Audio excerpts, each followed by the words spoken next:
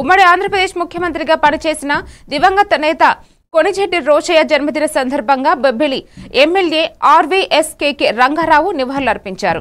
అలాగే బొబ్బిలి మండలంలో junior college ఏర్పాటు చేయాలని సీఎం చంద్రబాబు నాయుడుకు వినతి పత్రం అందించామని తెలిపారు.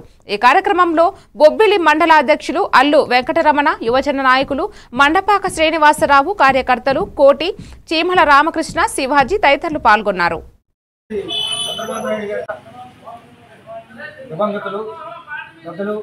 కొణిజెట్టి రోషయ్య గారు ముఖ్యమంత్రిగా పనిచేశారు. ఈరోజు ఆయన జన్మదినం సందర్భంగా ఆయనకి నివాళులు అర్పిస్తూ మరి ముఖ్యంగా నిన్న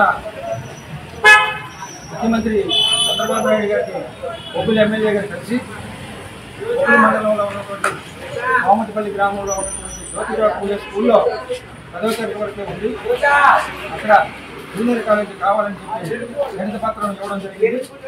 చాలా సంతోషం. కానీ అనేక సంవత్సరాలుగా బొబ్బిలి పట్టణంలో ప్రభుత్వ జూనియర్ కళాశాల అలాగే డిగ్రీ కళాశాల కావాలని చెప్పి అనేక సార్లు మేము విన్నవించుకున్నప్పుడు కూడా ఆ దిశగా ఎవరు ప్రయత్నాలు చేయలేదు.